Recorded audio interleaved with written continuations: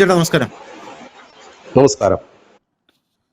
ഇന്നലെ നമ്മളൊരു റിപ്പോർട്ട് പുറത്തുവിട്ടിട്ടുണ്ടായിരുന്നു. അതായത് ഇന്ത്യ US ട്രഷറിയിലേക്കുള്ള ഇന്ത്യയുടെ നിക്ഷേപം വെട്ടിക്കുറച്ചു എന്നുള്ള രീതിയിലാണ് ആ റിപ്പോർട്ട് പുറത്തുവിട്ടത്. 4.5 ലക്ഷം കോടിയാണ് ഇപ്പോ അമേരിക്കയ്ക്ക് അതിൽ നഷ്ടം വന്നിരിക്കുന്നത് എന്നുള്ള റിപ്പോർട്ടാണ് നമ്മൾ കൊടുത്തത്. അപ്പോൾ ഇത് ഞാനതിൽ പറഞ്ഞല്ലോ, ഇത് ബ്ലൂംബർഗിന്റെ റിപ്പോർട്ടാണ് നമ്മൾ നോക്കി വായിക്കുന്നത് എന്ന് നമ്മൾ പറഞ്ഞിരുന്നു. അപ്പോൾ ചില ആൾക്കാർ സംശയം പ്രകടിപ്പിച്ചിരുന്നു. അവരുടെ സംശയമാണ്, ന്യായമായിട്ടുള്ള സംശയമാണ്. കാരണം അവർ ബ്ലൂംബർഗിൽ ഈ റിപ്പോർട്ട് നോക്കിയിട്ട് കിട്ടിയില്ല എന്നുള്ളതാണ് അവരുടെ പ്രധാനപ്പെട്ട ഒരു സംശയം എന്ന് പറയുന്നത്. ആക്ച്വലി ബ്ലൂംബർഗിൽ ആ റിപ്പോർട്ട് ഇപ്പോഴും അവിടെ കിടപ്പുണ്ട്. ഇത് ബ്ലൂംബർഗ് ഇപ്പൊ റിപ്പോർട്ട് ചെയ്തതല്ല, ഇത് നേരത്തെ റിപ്പോർട്ട് ചെയ്തിട്ടുണ്ട്, ഇപ്പോഴും റിപ്പോർട്ട് ചെയ്തിട്ടുണ്ട്. പല തവണകളായിട്ട് RBIയുടെ ഈ ചെയ്തികൾ ഇങ്ങനെ റിപ്പോർട്ട് ചെയ്തുകൊണ്ടേ ഇരിക്കുകയാണ് ബ്ലൂംബർഗ്. അപ്പോ Bloomberg India's RBI cut US debt എന്ന് പറഞ്ഞ് കൃത്യമായിട്ട് അത് റിപ്പോർട്ട് ചെയ്തിട്ടുണ്ട്. അപ്പോ ഇത് നമ്മളിത് സബ്സ്ക്രൈബ് ചെയ്യണം ബ്ലൂംബർഗ്. എല്ലാ മാധ്യമങ്ങളിലും അങ്ങനെ ഒരു ഇതുണ്ടല്ലോ. അപ്പോൾ നമ്മൾ ഇതുപോലുള്ള വാർത്തകളൊക്കെ എടുക്കുമ്പോൾ ഇപ്പോൾ മനോരമ തൊട്ട് അങ്ങ് മുകളിലോട്ടുള്ള അന്താരാഷ്ട്ര മാധ്യമങ്ങളെല്ലാം തന്നെ നമ്മൾ പ്രീമിയം സബ്സ്ക്രിപ്ഷൻ ഒക്കെ എടുത്തിട്ടുണ്ട്. അപ്പോൾ അതിൽ നമുക്ക് കിട്ടും. അപ്പോൾ മനോരമയും നമ്മൾ പ്രീമിയം സബ്സ്ക്രൈബ് ചെയ്യാൻ പറ്റും. അത് ചിലപ്പോൾ പ്രേക്ഷകർക്ക് അറിയായിരിക്കും, എല്ലാവർക്കും ചെയ്യാൻ പറ്റുന്ന ഒരു കാര്യമാണ്. അപ്പോൾ പേപ്പർ ആയിരുന്നാൽ തന്നെയും, ഇപ്പോൾ എന്റെ കാര്യം പറയുകയാണെങ്കിൽ പേപ്പർ ആയിരുന്നാൽ പോലും മനോരമ പേപ്പർ പോലും ഞാൻ ഈ പേപ്പറാണ് വായിക്കുന്നത്. അത് സബ്സ്ക്രൈബ് ചെയ്ത് മനോരമ ആപ്പ് വഴി ഈ പേപ്പറാണ് വായിക്കുന്നത്. വീട്ടിൽ പേപ്പർ വരുത്തി നമ്മൾ വായിക്കുന്നില്ല, ഞാൻ വായിക്കുന്നില്ല. അപ്പൊ അങ്ങനെയാണ് കാര്യം. അപ്പൊ അത് ബ്ലൂംബർഗിലുണ്ട്. അപ്പോൾ അതിന്റെ ഒരു തുടർച്ച എന്ന വണ്ണം ഇന്ന് ഒരു പുതിയ റിപ്പോർട്ട് ഇപ്പോൾ പുറത്തു വന്നിട്ടുണ്ട്. അന്താരാഷ്ട്ര മാധ്യമങ്ങൾ ഇത് ചർച്ച ചെയ്യുന്നുണ്ട്. അതായത് ഈ ട്രംപിന്റെ താരിഫ് വന്നതിന് ശേഷം ഇന്ത്യ എങ്ങനെയാണ് മുന്നോട്ട് പോകുന്നത് എന്നുള്ളൊരു ചോദ്യമുണ്ട്. അതിന്റെ ഏറ്റവും വലിയൊരു ഉത്തരമായിരുന്നു കഴിഞ്ഞ ദിവസം നമ്മൾ പറഞ്ഞ ഈ വാർത്ത. അതായത് 4.5 ലക്ഷം കോടി രൂപ US ട്രഷറിക്ക് നഷ്ടം വന്ന വാർത്ത എന്ന് പറയുന്നത്. ഇപ്പോ യൂറോപ്പിന്റെ സഹായത്തോടുകൂടെ ഇന്ത്യ ഒരു വലിയ കുതിച്ചുചാട്ടം നടത്തിയിരിക്കുന്നു ട്രംപിന്റെ താരിഫിനെ നേരിടാൻ എന്നുള്ള റിപ്പോർട്ടാണ് വരുന്നത്. ഇത് കുതിച്ചുചാട്ടം നടത്തി എന്ന് പറയുമ്പോൾ നമ്മൾ അത് ഇന്നലെ നടത്തി മെനഞ്ഞാന്ന് നടത്തി എന്നല്ല നമ്മൾ ഉദ്ദേശിക്കുന്നത്. നമ്മൾ ട്രംപ് താരിഫ് പ്രഖ്യാപിക്കുന്നതിന് മുമ്പേ അത് മുൻകൂട്ടി കണ്ട് ആ ട്രംപിന്റെ താരിഫ് വരുന്നതിന് പ്രിക്കോഷൻ ആ സമയത്തെ എടുത്ത് യൂറോപ്യൻ യൂണിയനുമായിട്ടും അന്നുള്ള ആൾക്കാരുമായിട്ടൊക്കെ സംസാരിച്ച് ഇതൊക്കെ ന്യൂസ് ഇന്ത്യ മലയാളം പോയിന്റിൽ നമ്മൾ തുടർച്ചയായി ചർച്ച ചെയ്തു വന്നുകൊണ്ടിരിക്കുകയാണ്. അപ്പോൾ അതിന്റെ റിസൾട്ട് എന്തായി എന്ന് നമ്മൾ നോക്കുമ്പോൾ യൂറോപ്പിന്റെ സഹായത്തോടെ ഇപ്പോൾ ട്രംപിന്റെ താരിഫുകളിൽ ഇന്ത്യ ഒരു പഴുതുണ്ടാക്കി എന്നുള്ള വാർത്ത ഇപ്പൊ പുറത്തു വരുന്നുണ്ട്. അപ്പൊ 4 രാജ്യങ്ങളിൽ, യൂറോപ്പിലെ 4 രാജ്യങ്ങളിലെ ഇന്ത്യയുടെ കയറ്റുമതി കണക്കുകൾ ഇപ്പോൾ ഞെട്ടിക്കുന്നതാണ് എന്നാണ് ഇപ്പോൾ പറയുന്നത്. ഈ 4 രാജ്യങ്ങൾ ഈ താരിഫിനെ കോമ്പൻസേറ്റ് ചെയ്തിട്ടുണ്ട് എന്ന് പറയുന്നു. അതാണ് ഈ വിദഗ്ധരൊക്കെ പറയുന്നത്. ട്രംപിന്റെ താരിഫ് ഇന്ത്യയെ ബാധിച്ചില്ല എന്ന് വിദഗ്ധരൊക്കെ പറയുന്നത്. ഇന്ത്യ അതിനുള്ള പ്രിക്കോഷൻസ് ഇപ്പോൾ എടുത്തു കഴിഞ്ഞു. അപ്പോൾ വാണിജ്യ മന്ത്രാലയത്തിന്റെ ഏറ്റവും പുതിയ റിപ്പോർട്ട് അനുസരിച്ച് യൂറോപ്യൻ രാജ്യങ്ങളിലേക്കുള്ള ഇന്ത്യയുടെ കയറ്റുമതിയിൽ വലിയ കുതിച്ചുചാട്ടമാണ്. പ്രത്യേകിച്ച് യൂറോപ്യൻ യൂണിയൻ രാജ്യങ്ങളുടെ 27 രാജ്യങ്ങളുടെ കൂട്ടത്തിൽ സ്പെയിൻ, ജർമ്മനി, ബെൽജിയം, പോളണ്ട് എന്നിവ ഇന്ത്യയുടെ ഏറ്റവും പ്രധാനപ്പെട്ട വ്യാപാര പങ്കാളികളായി ഉയർന്നു വന്നിട്ടുണ്ട്. ഈ രാജ്യങ്ങളിൽ ഇന്ത്യൻ ഉൽപ്പന്നങ്ങൾക്കുള്ള ആവശ്യം തുടർച്ചയായി വർദ്ധിച്ചുകൊണ്ടിരിക്കുകയാണെന്നുള്ള റിപ്പോർട്ടാണ് വരുന്നത്. ഈ കണക്കുകളിൽ സ്പെയിനാണ് മുന്നിൽ. നമ്മൾ നോക്കിക്കഴിഞ്ഞാൽ ഈ നടപ്പ് സാമ്പത്തിക വർഷത്തിലെ ആദ്യ 8 മാസം സ്പെയിനിലേക്കുള്ള ഇന്ത്യയുടെ കയറ്റുമതി 56% വമ്പിച്ച വർധനവ് രേഖപ്പെടുത്തിയിട്ടുണ്ട്. കഴിഞ്ഞ വർഷം ഇതേ കാലയളവിൽ $3 ബില്യൺ ആയിരുന്ന കയറ്റുമതി ഇപ്പോൾ $4.7 ബില്യൺ കുതിച്ചു ചാടിയിട്ടുണ്ട്. ഇന്ത്യയുടെ മൊത്തം കയറ്റുമതിയിൽ സ്പെയിന്റെ പങ്ക് 2.4% വർദ്ധിച്ചിട്ടുണ്ട്. മറ്റു യൂറോപ്യൻ രാജ്യങ്ങളെ അപേക്ഷിച്ച് സ്പെയിനിലേക്കുള്ള ഇന്ത്യയുടെ ഉൽപ്പന്നങ്ങളുടെ ലഭ്യതയിലെ പുരോഗതി ഏറ്റവും പ്രധാനപ്പെട്ടതായിട്ട് കണക്കാക്കുന്നു. പിന്നെ പുതിയ യൂറോപ്യൻ രാജ്യങ്ങളിലേക്കുള്ള വിജയകരമായിട്ടുള്ള പ്രവേശനം ഇന്ത്യൻ കയറ്റുമതിക്കാർക്ക് വളരെയധികം നേട്ടമുണ്ടാക്കുന്നു കരുതുന്നു. അപ്പോൾ ഇതൊക്കെ അമേരിക്കയെ ടാക്കിൾ ചെയ്യാനായിട്ട് നമ്മൾ ചെയ്തു വച്ച പ്രവർത്തനങ്ങളുടെ വലിയ ഫലമാണ് നമുക്കിപ്പോൾ ലഭിച്ചുകൊണ്ടിരിക്കുന്നത്. അപ്പോഴാണ് ട്രംപ് വീണ്ടും 500% താരിഫും കൊണ്ടുവരുന്നത്. അപ്പം ഈ 500% താരിഫ് കൂടെ ട്രംപ് ഏർപ്പെടുത്തി കഴിഞ്ഞാൽ നമ്മൾ ഇത് വെച്ച് നമുക്ക് അതും നേരിടാനായിട്ട് സാധിക്കുമോ? വിദഗ്ധർ പറയുന്നു ഒന്നും നടക്കാൻ പോകുന്നില്ല. 500% താരിഫ് ഇട്ടാലും ഇന്ത്യ പിടിച്ചു നിൽക്കും, ഇന്ത്യക്ക് ഒരു കുഴപ്പവും വരാൻ പോകുന്നില്ല എന്ന് പറയുന്നു. അതെ, ഇതിലും വലിയ ടാക്ടിക്സ് നമ്മൾ കൊണ്ടുവരേണ്ടി വരുമോ? എന്താണ് ബിജുചേട്ടാ തോന്നുന്നത്? ഇത് ഇന്നലെ നമ്മൾ കൊടുത്ത വാർത്തയുടെ തന്നെ അടുത്ത ഒരു ഭാഗമാണിത്. നമ്മളെന്താണ് ഈ വാർത്ത ഇങ്ങനെ ചെയ്യുന്നത് ചോദിച്ചു കഴിഞ്ഞാൽ, നമ്മുടെ രാജ്യം ഈ താരിഫ് ഉയർത്തിയതിനു ശേഷം എന്ത് ചെയ്തു എന്നൊരു വലിയ ചോദ്യമുണ്ട്. നമ്മളുടെ പ്രേക്ഷകരടക്കം എല്ലാവരും കേൾക്കുന്ന നെഗറ്റീവ് വാർത്തകളാണ്. നമ്മുടെ രാജ്യം തകർന്നു, ഡോളറിന്റെ മൂല്യം ഉയരുന്നു എന്നൊക്കെ പറഞ്ഞ് ചില പൊടിപടലങ്ങൾ മുള്ളിൽ കാണിച്ചുകൊണ്ട് യാഥാർത്ഥ്യത്തെ മറച്ചു വെച്ചുകൊണ്ട് പ്രേക്ഷകരെ തെറ്റിദ്ധരിപ്പിക്കുന്ന തരത്തിലാണ് നമ്മൾക്ക് നമ്മുടെ രാഷ്ട്രത്തോട് ചേർന്ന് നിന്ന് മാത്രമാണ് ഈ മാധ്യമ സ്ഥാപനം തുടങ്ങിയത് തന്നെയും അത് മുമ്പോട്ട് കൊണ്ടുപോകുന്നതും അങ്ങനെ തന്നെയാണ്. അതുകൊണ്ട് തന്നെ ഇതിലെ ചെറിയ സ്പന്ദനങ്ങൾ പോലും സാധാരണപ്പെട്ട ജനം അറിയണം എന്താണ് ആക്ച്വലി നടക്കുന്നത്, ഈ പറയുന്നതൊക്കെ ശരിയാണോ എന്നറിയണം. അതുകൊണ്ട് നമ്മൾ അതിന്റെ വിശദമായിട്ടുള്ള, അതായത് ലഭ്യമാകുന്ന ഡേറ്റാസ് എല്ലാം എടുത്തുകൊണ്ട് തന്നെയാണ് നമ്മൾ എല്ലാ ചർച്ചകളും നടത്തുന്നത്. അതുകൊണ്ട് ഈ ചർച്ചയും അങ്ങനെ തന്നെയാണ്. ശ്രീമാൻ ട്രംപ് നമുക്ക് താരിഫ് ഉയർത്തിയപ്പോൾ തന്നെ, താരിഫ് ഉയർത്തുമെന്നുള്ള കാര്യം പുതിയതല്ല, അദ്ദേഹം താരിഫ് ഉയർത്തുമെന്നുള്ള കാര്യം പലപ്പോഴായി ധനുഷ് പറഞ്ഞത് ശരിയാണ്. നമ്മൾ മുൻകൂട്ടി കണ്ടു എന്ന് പറയാൻ കാരണം ഇദ്ദേഹം പലപ്പോഴും സൂചന നൽകിയിരുന്നു, ഞാൻ പണി തരും, മറ്റതാ മറിച്ചതാണൊക്കെ. ഓപ്പറേഷൻ സിന്ദൂർ കഴിഞ്ഞപ്പോൾ നമ്മൾ കൺഫേം ചെയ്തു അതാണ് അത് സംഭവിച്ചതെന്നുള്ളതാണ്. അപ്പം ഇത് നേരത്തെ തന്നെ ഉണ്ട്. കാരണം ഇത് ഒരാളുടെ സ്വഭാവം അറിഞ്ഞു കഴിഞ്ഞാൽ അയാൾ എന്ത് പെരുമാറും എന്നുള്ളത് ഏകദേശം മനസ്സിലാക്കാം. പിന്നെ അമേരിക്കയുടെ ഒരു രീതി അങ്ങനെ തന്നെയാണ് പണ്ട് തൊട്ട്. അപ്പൊ അത് അറിയാമെന്നുണ്ടെങ്കിൽ നമ്മൾ അങ്ങനെ തന്നെ പോകും. പ്രത്യേകിച്ച് നരേന്ദ്രമോദിയെ കണക്ക് വളരെ ബുദ്ധിമാനായ ഒരു ഭരണാധികാരി ഇരിക്കുമ്പം ഇതൊക്കെ വളരെ കാലക്കൂട്ടി കാൽക്കുലേറ്റ് എടുക്കാൻ പുള്ളിക്ക് നന്നായിട്ട് അറിയുകയും ചെയ്യാം. ഏതായാലും ഈ സത്യത്തിൽ അമേരിക്ക താരിഫ് ഉയർത്തിയത് മൂലം നമുക്ക് നഷ്ടമുണ്ടായിട്ടില്ലെന്നല്ല, നമുക്ക് നഷ്ടമുണ്ടായി. കാരണം നമ്മളുടെ ഒരു ഏറ്റവും കൂടുതൽ കയറ്റുമതി ചെയ്തുകൊണ്ടിരുന്ന ഒരു യൂറോപ്യൻ രാജ്യം തന്നെ ആയിരുന്നു അമേരിക്ക എന്ന് തന്നെ പറയാം. മൊത്തം കയറ്റുമതിയുടെ ഏതാണ്ട് 19% അമേരിക്കയിലേക്കായിരുന്നു. നമുക്ക് കഴിഞ്ഞ തവണ, അതായത് നമുക്ക് 2024-25 ഒരു നടപ്പ് സാമ്പത്തിക വർഷത്തിൽ രണ്ടായിട്ട് വേണം നമ്മൾ അതിനെ കണക്കൂട്ടാൻ. അതിൽ നമുക്ക് ഏതാണ്ട് ഒരു $80 ബില്യൺ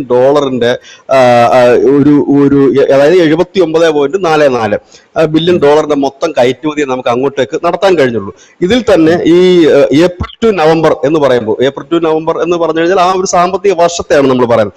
അത് 59 ബില്യൺ ആയിട്ട് കുറഞ്ഞു നമുക്ക്. അതായത് നമുക്ക് കുറവുണ്ടായിട്ടുണ്ട്. ഈ 80-ൽ നിന്ന് 59 എന്ന് പറയുമ്പോൾ ഏതാണ്ട് ഒരു 20-22% നമുക്ക് അതിനകത്തൊരു കുറവ് ഈ അമേരിക്കയിലേക്കുള്ള കയറ്റുമതിയിൽ സംഭവിച്ചിട്ടുണ്ട് എന്നുള്ളത് യാഥാർത്ഥ്യമാണ്. പ്രത്യേകിച്ച് നമ്മുടെ റെഡിമെയ്ഡ് വസ്ത്ര രംഗം നമ്മൾ അന്നും ചർച്ച ചെയ്തിരുന്നു. അത് എന്ത് ഇനി അവർ ചെയ്യും. നമ്മുടെ കിറ്റസ് സാബു ഒക്കെ ചില ഓൺലൈൻ മാധ്യമങ്ങളിലൊക്കെ ഇന്റർവ്യൂ നടത്തി അദ്ദേഹം പറഞ്ഞു ഭയക്കാനില്ല, നമ്മുടെ രാജ്യം വേറെ വിപണികൾ കണ്ടെത്തുമെന്ന് അദ്ദേഹം പറഞ്ഞു. അതിന്റെ ആ ഇന്റർവ്യൂ ഞാൻ കണ്ടതാണ്. എനിക്ക് തോന്നുന്നു മറുനാടൻ മലയാളിയിലാണ് വന്നത്. വളരെ വിശദമായി തന്നെ അദ്ദേഹം അത് പറയുകയും വളരെ കോൺഫിഡൻസോടെ അദ്ദേഹം പറയുന്നു മറ്റു രാജ്യങ്ങൾ നമ്മുടെ രാജ്യം കണ്ടെത്തും, അങ്ങോട്ടേക്ക് നമ്മൾ വിപണി തുറക്കുമെന്ന് പറഞ്ഞിരുന്നു. അപ്പോൾ ഒരു വ്യാപാരി അത്രയും ഒരു കോൺഫിഡൻസിൽ അങ്ങനെ പറയണമെന്നുണ്ടെങ്കിൽ അദ്ദേഹത്തിന് രാജ്യത്തിന്റെ ഭാഗത്തുനിന്നില്ല, രാജ്യം ഭരിക്കുന്നവരുടെ ഭാഗത്തുനിന്ന് അത്രയും ഒരു ഉറപ്പ് ലഭിച്ചിട്ടുണ്ടാകും. അതായത് നമുക്ക് പ്രധാനമായിട്ട് ഫാർമസ്യൂട്ടിക്കൽ, പെട്രോളിയം ഉൽപ്പന്നങ്ങൾ, നമ്മുടെ റെഡിമെയ്ഡ് വസ്ത്രങ്ങള്, അതുപോലെ തന്നെ മത്സ്യം കയറ്റുമതി, ഇതിലൊക്കെ ആയിരുന്നു നമുക്ക് വലിയ രീതിയിലുള്ള ഒരു ഫാർമസ്യൂട്ടിക്കൽ വന്നിട്ടില്ലായിരുന്നു. ബാക്കിയുള്ളതിനൊക്കെ നമുക്ക് പെട്ടെന്നൊരു അടി ഉണ്ടായിരുന്നു. അപ്പൊ എന്ത് ചെയ്യുമെന്ന് ചോദിച്ചു. ആ താരിഫ് ഉയർത്തുന്നതിന് ശേഷം 3-4 ദിവസത്തിന് ശേഷം നമ്മുടെ പ്രധാനമന്ത്രി ശ്രീ നരേന്ദ്രമോദി ഒരു റാലിയിലിടയിൽ പറഞ്ഞു, ഇതിന്റെ എല്ലാ തിക്തഫലം ഏറ്റെടുക്കാൻ ഞാൻ തയ്യാറാണ്, ഞാൻ മുമ്പോട്ട് പോകും എന്ന് തന്നെ പറഞ്ഞു. കാരണം ഈ താരിഫും ഉപരോധവും ഒന്നും ഇന്ത്യക്ക് അമേരിക്ക ചുമത്തുന്ന ആദ്യമായിട്ടല്ല, പലപ്പോഴും ചുമത്തിയിട്ടുള്ളതാണ്.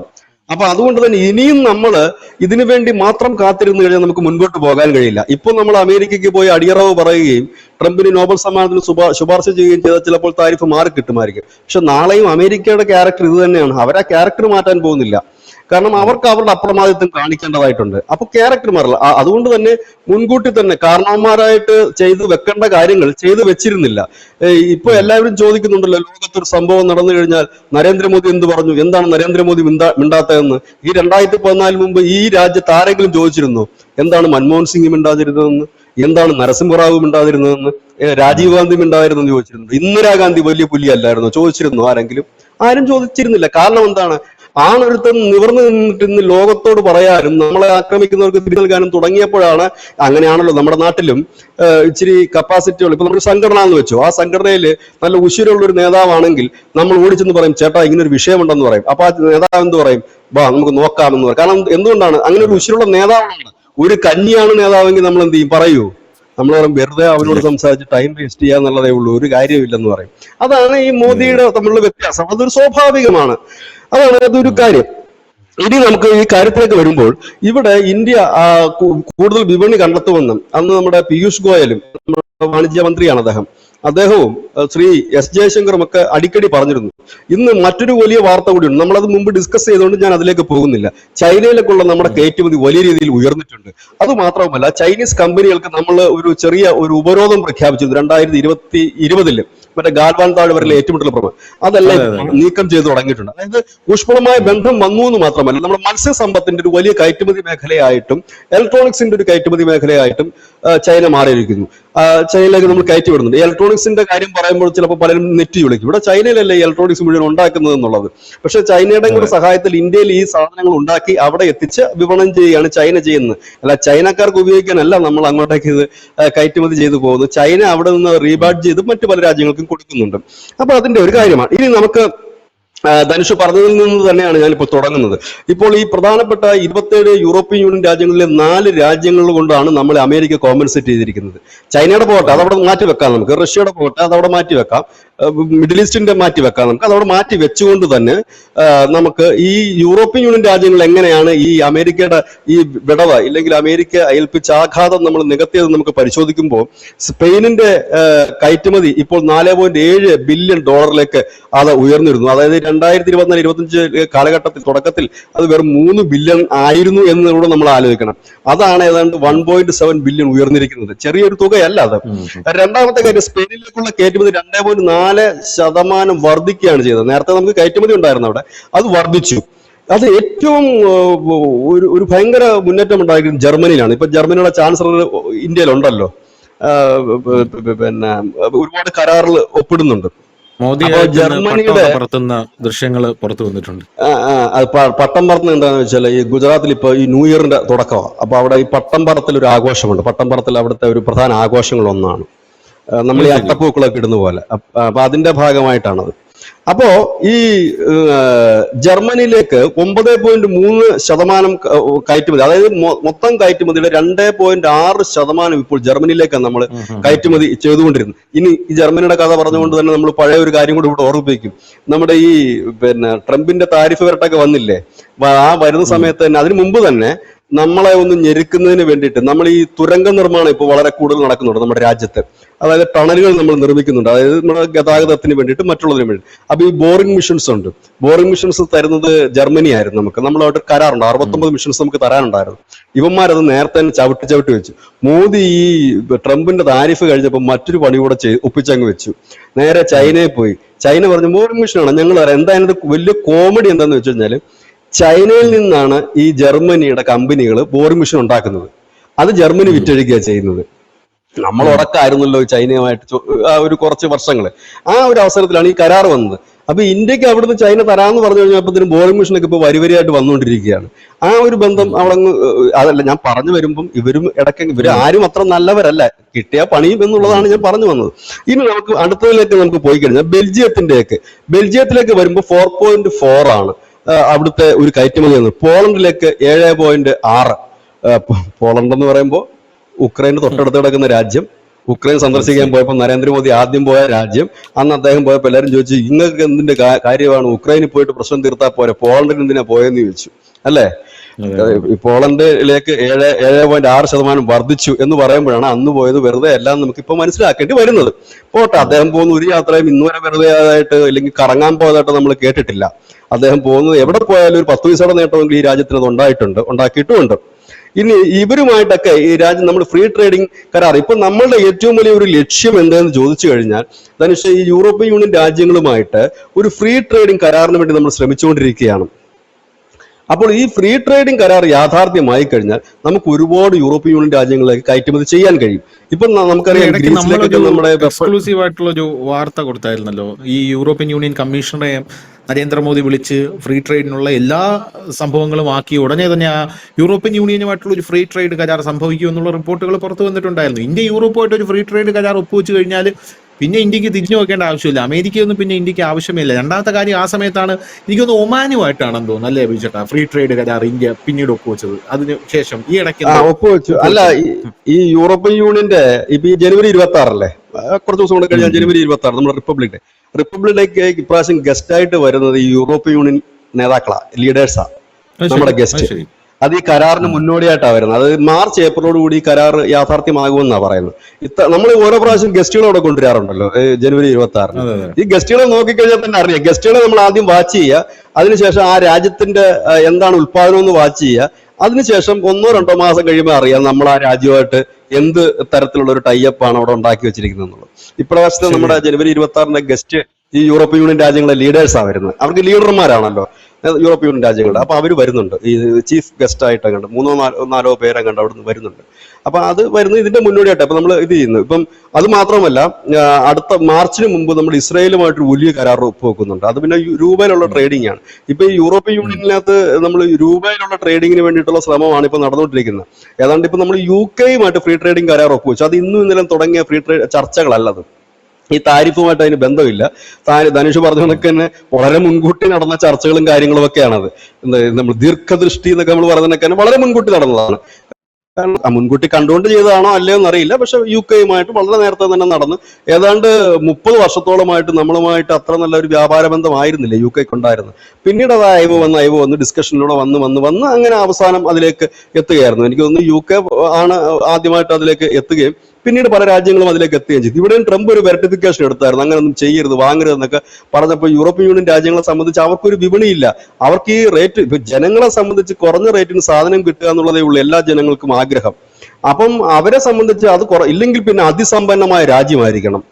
ജനങ്ങളുടെയൊക്കെ ഓരോരുത്തരുടെ ആളോഹരി വരുമാനമൊക്കെ ലക്ഷങ്ങൾ വേണം. അപ്പൊ അവർക്ക് കൂടിയ വിലയ്ക്ക് വാങ്ങാൻ പറ്റും. നിലവിൽ അവിടുത്തെയൊക്കെ ആളോഹരി വരുമാനം കൂടിയ രാജ്യം ഏതാന്നൊക്കെ ചോദിച്ചാൽ വലിയ ബുദ്ധിമുട്ടായിരിക്കും. ഇപ്പൊ ജർമ്മനി മാത്രമാണ് നമ്മുടെ അളവിൽ സാമ്പത്തികമായി 3-ാം സ്ഥാനത്ത് നിൽക്കുന്ന രാജ്യം. നമ്മൾ 4-ലാണ് നിൽക്കുന്നത്. ജപ്പാനെ പിന്തള്ളി നമ്മൾ 4-ലേക്ക് എത്തി. ഇനി നമുക്ക് ജർമ്മനിയെ കൂടെ മറികടന്നു കഴിഞ്ഞാൽ നമ്മൾ 3-ലേക്ക് എത്തും എന്നുള്ളതാണല്ലോ നമ്മുടെ ഒരു സ്വപ്നമായിട്ട് വരുന്നത്. അപ്പൊ ഏതായാലും നമ്മൾ ആ താരിഫിനെ മറികടന്നു. ഇവിടെയാണ് ട്രംപിന്റെ 500% താരിഫ് നമ്മളിൽ ഫലപ്രദമാകില്ല എന്നെല്ലാവരും പറയുന്നത്. കാരണം താരിഫ് അദ്ദേഹം 50% ഉയർത്തിയപ്പോൾ തന്നെ നമ്മുടെ ഇടിവ്, ഞാൻ നേരത്തെ പറഞ്ഞ ആദ്യം തുടക്കത്തിൽ പറഞ്ഞ തുകയിലേക്ക് എത്തി. നമുക്ക് ഇടിവ് രേഖപ്പെടുത്തി കഴിഞ്ഞിരിക്കുന്നു. അപ്പൊ ഇനി 500 ആക്കിയാലും അതിൽ നിന്ന് വലുതായിട്ടൊന്നും ഇടിയാൻ സാധ്യതയില്ല. ചിലപ്പോൾ ഒരു 10% കൂടെ ഒക്കെ ഇടിയുമായിരിക്കാം. അതിനപ്പുറത്തേക്കില്ല. നമ്മൾ വേറെ വിപണി കണ്ടെത്തി കഴിഞ്ഞാൽ പിന്നെ നമുക്ക് അതിനകത്തൊരു ടെൻഷൻ ഉണ്ടാകുന്നില്ല. അന്നത്തെ നമ്മുടെ ചർച്ച എന്ന് പറഞ്ഞാൽ, അതായത് ഈ താരിഫ് ഉയർത്തപ്പോൾ നമ്മുടെ ചർച്ച ഇന്ത്യക്ക് വിപണി കണ്ടെത്താൻ കഴിയുമോ എന്നായിരുന്നു.